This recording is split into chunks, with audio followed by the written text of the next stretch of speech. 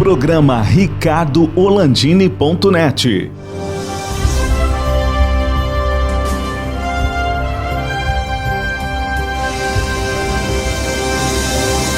Alô, amigos, estamos começando mais um programa ricardoorlandini.net, aqui no BATV, canais 20 e 520 da NET Claro RS, Vale dos Sinos, Uruguaiana 26526, nas nossas redes sociais e no streaming do BATV. Nosso convidado de hoje, mais uma vez, é o meu amigo de longa data, o Dempsey Magaldi, da Escola e Clube de Tiro Magaldi. Eu acho que é a mais antiga do Brasil, é isso, Dempsey? Fomos a primeira escola de tiro no Brasil, né, Ricardo? Em 1978, o delegado Magaldi, que é meu pai, né, que começou essa atividade aí, né, mas a gente já estava junto aí. Em 1978, a Magaldi já começou essa atividade. Nós somos anteriores à própria legislação, né, e anteriores até os CACs, né, essa designação, tudo isso aí, tudo veio depois com a legislação, né, definindo colecionador, atirador e caçador, mas a Magaldi é anterior aí a essa atividade toda aí. Nós somos os precursores aí no Brasil.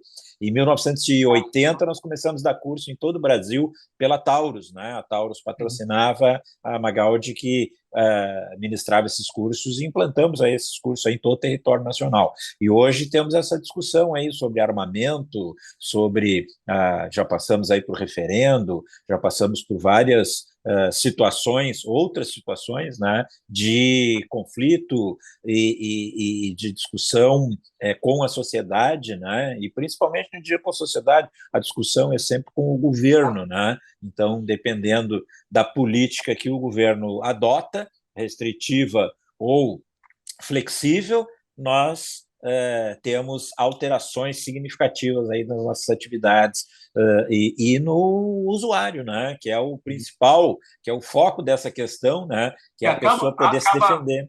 Acaba sendo o alvo. Mas, o Dempsey, eu gostaria de, antes de falar dessa questão que envolve as novas legislações, para quem não sabe, contar um pouquinho da história aqui no Rio Grande do Sul, porque as armas não eram...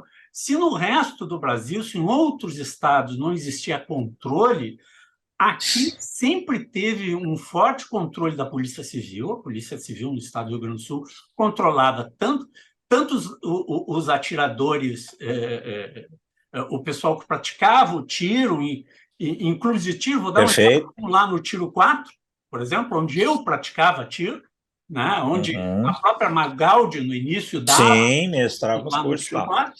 Tá? Controlava os atiradores desportistas e controlava os caçadores e colecionadores. Já era muito controlado aqui no Rio Grande do Sul. O porte de arma não era para qualquer um, era tudo muito organizado. Conta um pouquinho desse histórico, porque eu acho que é importante as pessoas verem que não era assim fácil, não. É que a nossa República Federativa do Brasil aqui não é como nos Estados Unidos, onde os estados têm a independência, inclusive em relação à legislação, uma coisa que pode ser permitida ou não em um estado, né? Então nós temos aqui a nossa República Federativa, dependemos muito da União, né? E do que a União determina. Só que acontece o seguinte, o que tu referes, né, Ricardo? Até 1997, nós tínhamos uma legislação, né?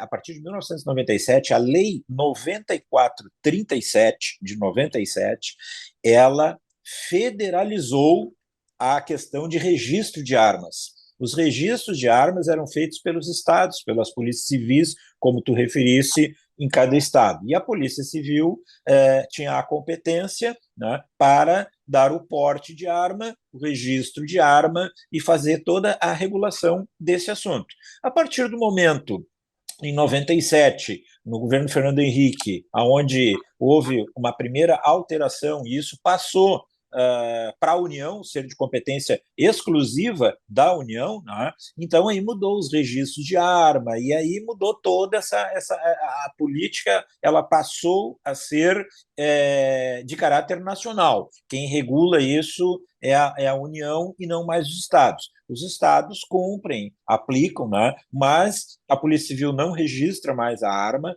a Polícia Civil não tem mais essa ingerência sobre o porte de arma, a concessão de porte de arma, que era feita pelos estados, né? E aqui, como tu bem disseste, funcionava muito bem. Nós tivemos, em 97, quando isso encerrou, nós tínhamos na Polícia Civil 45 mil portes de arma no Rio Grande do Sul. O delegado Bride era o titular à época da DAMI, né, Delegacia de Armas, Munições e Explosivos. E os relatos dele, à época, né, onde houve essa modificação, houve uma discussão a respeito desse assunto, né, desse tema, né, e ele foi muito claro em dizer assim, olha, eu assinei 45 mil portes, concessões de porte de arma aqui no estado do Rio Grande do Sul, e nós não temos uma única condenação por crime, né, cometido por quem tem esse porte de arma. Tá?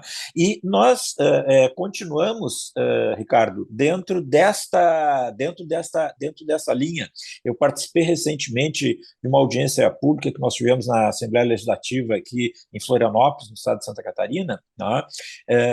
Aonde foram dados ali pelo deputado Polon e pelo Benê Barbosa também, que é um estudioso nesse assunto, né? Foi presidente do Movimento Viva Brasil, tá? E o que foi destacado ali é o seguinte: quando se fala, Ricardo, em homicídios por arma de fogo, nós falamos só homicídios por arma de fogo, certo? Aí nós vamos misturar tudo, né? A arma de bandido, a arma que está no morro, a arma clandestina, armas ilegais, armas, né? Agora, quando nós falamos de homicídios com armas de fogo, com registro, com porte, os índices de homicídio com arma de fogo, eles despencam para uma estatística muito próxima da insignificância, muito próxima de zero. Claro, nós vamos ter casos pontuais aqui e ali, mas são casos pontuais. Então, os próprios parlamentares, quando votam, tá? Quando se votam medidas restritivas em relação ao armamento, nós temos que mostrar para os parlamentares, informar os parlamentares que estão lá votando, né, que arma registrada, legalizada ou documentada, portada por alguém habilitado, treinado, credenciado, né, habilitado, todo o processo legal, o índice de crimes que estas armas proporcionam, ele é insignificante, ele é praticamente zero em termos estatísticos, né, muito próximo de zero. Então, esse grande número de homicídios, né, que ocorrem com armas de fogo, ocorrem sim com armas de fogo sem registro, sem procedência. Né? E nesse governo, agora, nós ainda não ouvimos nenhuma política em relação ao combate desse tipo de armamento. Ou seja, olha, vamos regulamentar, vamos criar regras e critérios para redução, né? Tu vê que o decreto 11.3366, ele reduz para um número máximo de 3 armas por pessoa. Tá? Então, antes, a legislação anterior na Polícia Federal, ela fixava em 6, tá? Então ela está reduzindo e entrando numa competência, numa seara que não seria, ao meu ver, matéria de decreto, e sim de lei federal, né, que é uma redução, é um desarmamento, né, que está se promovendo. Não é um desarmamento, mas é uma dificuldade ao acesso. E hoje, né, Ricardo, atualmente, o que se tem de medida efetiva e de cunho prático? Né? A pessoa vai numa loja, né, de acordo com a nova legislação do decreto vigente, ela pode comprar a arma, né, e ela não está recebendo o registro, porque o Exército, por exemplo, que registra as armas dos CACs, está aguardando uma nova regulamentação desta lei que vai estabelecer prazos, taxas, exames, enfim, alguma coisa nova, porque assim, ó, a nossa legislação ela já requer exame, habilitação psicológica, habilitação técnica, idoneidade, não estar respondendo a inquérito policial, a nenhum processo judicial, não ter nenhum tipo de condenação, né? Então, ela é extremamente rigorosa em relação à qualificação e a habilitação técnica e psicológica de quem se candidata. Tá? Agora, o que se quer fazer, né, que se estabeleceu pelo decreto? A redução de prazo. Então, um registro que valia por 10 anos, né, agora, pelo decreto, ele vale por 5 anos. Né? Então, o porte de arma também, que valia por 5 anos, né, agora ele também foi reduzido também o seu prazo de validade. Mas veja bem, isso é regulado por lei federal, né, Ricardo? Então, a lei federal te autoriza a ter tanto o porte de arma quanto a posse de arma. Mas, com essas novas regras, né, a emissão dos registros ela está suspensa. A emissão de registro de CAC, que é o registro de atirador, caçador e colecionador, ela também foi suspensa. Né? E isso, ao nosso ver, é uma arbitrariedade, é uma temeridade, porque ela cerceia a atividade desportiva, mesmo que temporariamente, ela cerceia novos clubes, novos associados, novos filiados, tá? E não me parece que exista nenhuma razão crível para que essa atividade esteja suspensa, né? Porque não foram suspensas as armas dos bandidos, né? É isso que eu ia pessoas. perguntar. Tem alguma restrição com relação às Nenhuma. metralhadoras, às bazucas, aos mísseis, tá, aos sistemas que os traficantes têm, a compra de coletes, armas e munições pesadas? Tem alguma restrição? O governo fez alguma coisa? Vai invadir o morro e tomar as armas deles? Vai proibir que os traficantes andem livremente nessas regiões que as milícias tomaram conta? Vão fazer alguma coisa ou é só o cara registrado que está sofrendo sanções do governo? Pois é, não tem uma linha no decreto sobre combate à criminalidade. Qual a política? Né? Só se fala, todas as medidas, elas falam em restrições impostas a cidadão que está legalizado. Inclusive, Ricardo, o recadastramento, tá, que nós nos posicionamos totalmente contra isso, tá, que é exigido por esse decreto, que é onde inicia o decreto. Tá? Então, os CACs devem recadastrar as suas armas na Polícia Federal. O que ocorre isso? Tu sabe quantas armas tem para recadastrar, Ricardo?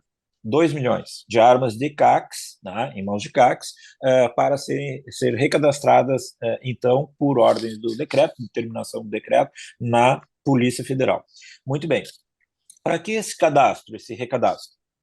Todas as informações que estão no Exército, de registro CAC, ou seja, tu como CAC, tu tem uma arma registrada no Exército e está lá os teus dados, tudo. Né? Agora, tu tem que recadastrar essa arma na Polícia Federal. Agora eu pergunto por quê? Por que tem que recadastrar essa arma na Polícia Federal? Se a Polícia Federal entra lá e tem todos os dados que tu precisa recadastrar, o que tu vai recadastrar? Tu vai dar o teu nome, teu endereço, os dados da arma, calibre, dá todas essas informações. Depois essas informações estão no site, estão no setor de informática da Polícia Federal, porque a Polícia Federal tem acesso a todos os dados desse armamento dos CACs que está no Exército.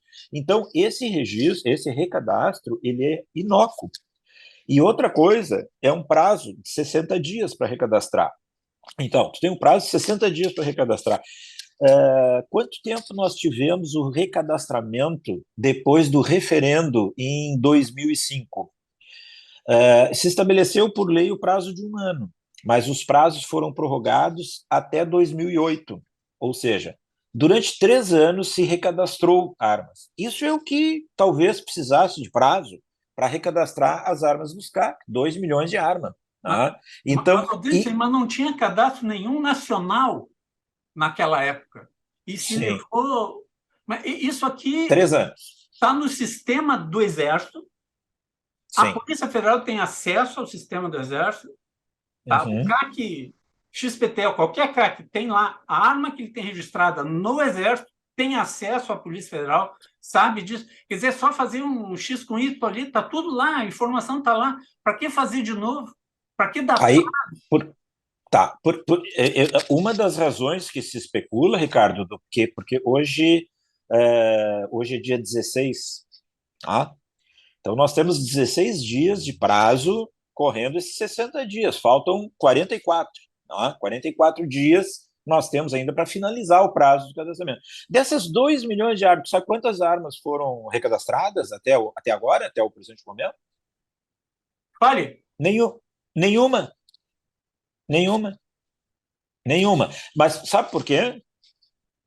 Porque tu não consegue cadastrar. Tu entra no site, né, da Polícia Federal, tu teria que ter. Não existe forma. A Polícia Federal, aí tu questiona, tu assim, olha, tu entra em contato com a Polícia Federal, olha, eu quero recadastrar, eu sou CAC, eu quero recadastrar minha arma. Como é que eu faço? Estamos aguardando orientações. Nós não temos ainda o devido processo formal para recadastrar a sua arma. Né? Então, e o prazo está correndo. Então, o decreto dá 60 dias, né? Ninguém consegue recadastrar. A partir do momento que tu não recadastra isso, Ricardo, o que acontece? Não cumpriu o prazo. Essas armas podem se tornar, né, ilegais, porque não foram recadastradas. Vejam bem, armas que têm registro, que estão legais, que estão documentadas. Tá? Agora, o que se pretende com isso? Qual é a intenção do governo em impedir esse recadastramento? Que eu ainda não entendi. Eu ainda não sei qual a verdadeira razão. E também não entendo esse prazo curtíssimo, recorde, né? Que não tem como se fazer, nem que se todos os CACs, tu imagina as filas na frente da Polícia Federal. Ah, mas tu faz online, tu faz... não tem o sistema online, não existem formulários, não existem protocolos e nem procedimentos para as pessoas fazerem o seu cadastro. Então, as pessoas que quiserem fazer o seu cadastro, elas não conseguem fazer o seu cadastro. O Dempsey, lá em 2007 ou 2008, eu fui para a fila ali na Polícia Federal. Tem aquele cadastro provisório. Com as armas, né? E não tinha sistema na internet, tinha que fazer ele na frente, mostrar a arma para o cara, anotar aqui o registro, pegava outro, entregava o papel, pegava um protocolozinho, um pedaço de papel e ia embora para casa. Cheio de gente com arma ali naquela fila, era um troço. Eu nunca vi uma coisa igual. Mas foi o que aconteceu. Mas eu Dempsey, isso aí é só um fato histórico, tá? No passado, tinha que fazer assim. Mas vamos fazer um rápido intervalo aqui no programa ricardoorlandini.net, que você assiste aqui no BATV, canais 20 e 520 da NET, claro, o RS, no Vale dos Sinos é o 26526, lá em Uruguaiana também, nas nossas redes sociais e no streaming do BATV. Nós já voltamos. Camarões, frutos do mar, filés, tudo com o toque da melhor experiência gastronômica. Teleentrega 3105-6767. Chihuahua, o sabor tradicional na mesa da sua casa.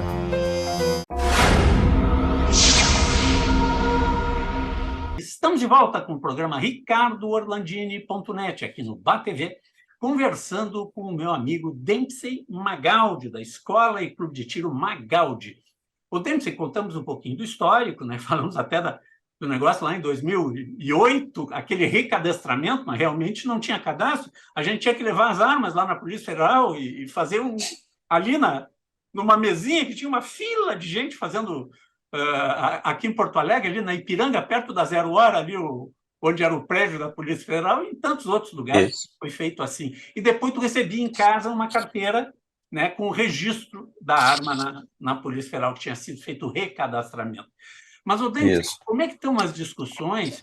E vou te fazer uma pergunta. Alguém já caiu a ficha de alguém que existe uma lei que é vigente, assinada pelo então e hoje presidente Luiz Inácio Lula da Silva, que é essa lei que vale? Não tem nenhuma lei depois dessa. A que vale é a que o Lula assinou quando ele foi presidente a primeira vez. Tudo que vem depois são decretos e instruções, normas. Quer dizer, nada vale.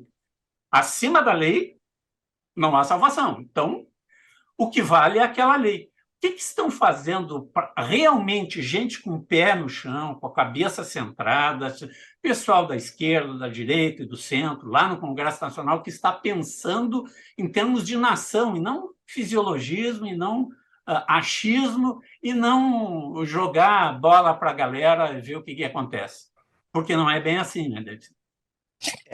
Tu estás falando, Ricardo, do Estatuto de Desarmamento, malfadado, apelidado como Estatuto de Desarmamento. Na verdade, esse nome foi a mídia que deu, né, a imprensa que batizou assim Estatuto do Desarmamento. Na verdade, isso, quando se falou na época lá em Estatuto de Desarmamento, por que se falava nisso? Porque tinha uma cláusula ali que estabelecia um referendo, a obrigatoriedade em 2 anos dessa lei de 2003, em 2005, fazer um referendo, que é uma consulta popular, né, para saber se as pessoas eram a favor do sim ou não do comércio de armas no Brasil. E essa lei, como tu bem disseste, foi assinada pelo então presidente Luiz Inácio Lula da Silva, que hoje é o Lula 3, né? E na época ele era o Lula 1, quando assinou isso, né? Foi na primeira eleição dele, tá? E, como tu bem disseste, todas as regulações que houve são dessa lei. Esta é a lei que está em vigor. Agora, o que se pretende mudar? Tá? Esse decreto, tá? Esse decreto 11.366, ele está alterando esta legislação, a Lei 10.826, inclusive competências, tá? Porque quando ele fala e que existe a competência do Exército para o registro de armas de CACs, né? Colecionador, atirador e caçador, tá? Essa competência ela é exclusiva do Exército, determinada pela Lei 10.826, tá? Pois esse recadastramento, ele está mudando isso, tá? Ele está passando essa competência que é exclusiva do Exército, né, para recadastramento na Polícia Federal, né? Então, por isso que a gente fica assim se perguntando qual o objetivo, qual o propósito desse recadastramento, uma vez que já existe esse cadastro, né, de armas na Polícia Federal, no Exército, e com a Polícia Federal tendo acesso a toda esses registros. Tá? Agora, o que se está fazendo? PDL. Os deputados, tá, novos, agora, que assumem dia 1º de fevereiro, tá, estão já. E o senador Marcos Duval e outros parlamentares, né, deputado Sanderson, né, parlamentares já que estão parlamentares hoje mas como o Congresso está em recesso, tem toda essa dificuldade, essa tramitação ela vai começar em fevereiro. Então, em fevereiro, tem uma chuva de PDLs já prontos, né? Um deles do deputado Marcos Polon, né? Ex-presidente do ProArmas, e que esses PDL eles têm uma hierarquia superior ao decreto presidencial. Então, no lugar deste decreto, né, que existem uma série de questionamentos, né, em relação, como nós já falamos aí, competências, cadastros e cerceamento da atividade comercial pela suspensão de algumas atividades, né? Então, isso tudo vai ser questionado no PDL. Existe também em julgamento no Supremo Federal uma ADIM, né, que é uma ação direta de inconstitucionalidade, também da Associação Nacional do Tiro, que é uma entidade nacional, que também está pedindo, né, a revogação desse decreto pela sua ilegalidade. Né? Então, esses questionamentos e os PDLs, né, que forem julgados. Existe um PL também, o 3723, que está no Senado para ser julgado. Vê bem, esse PL 3723 já foi julgado na Câmara e aprovado na Câmara. E veja bem, esse PL 3723, entre outras coisas, né, ele concede a prerrogativa do porte federal de arma aos CACs, né, que está sendo agora, por esse decreto, tendo uma série de sessões. Inclusive, esse decreto suspendeu o porte de trânsito que o CAC tinha direito.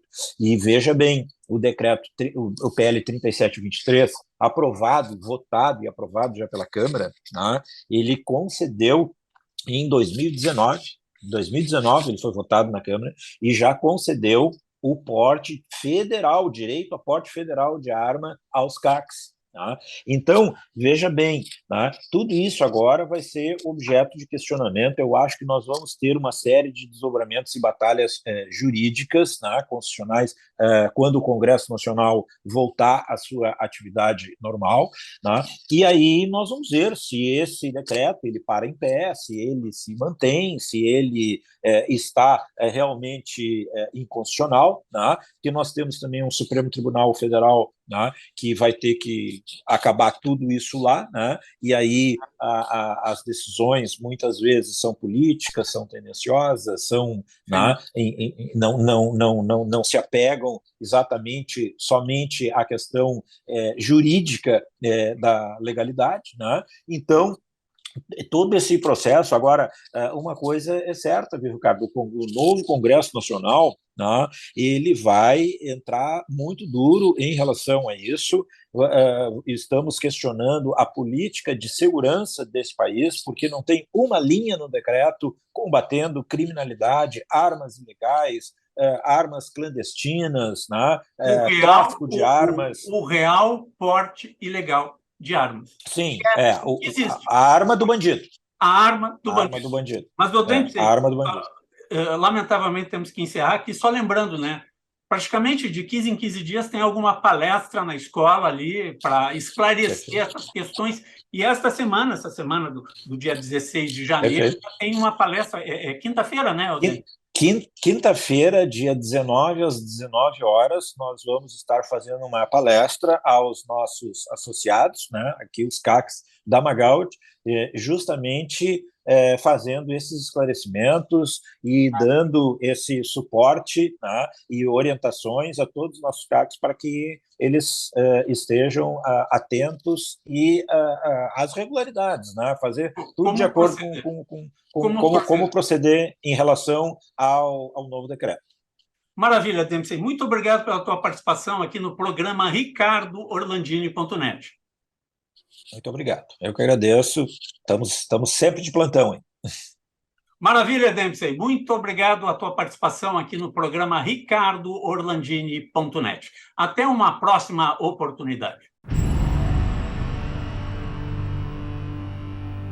Camarões, frutos do mar, filés, tudo com o toque da melhor experiência gastronômica. Teleentrega 3105-6767. Chihuahua, o sabor tradicional na mesa da sua casa.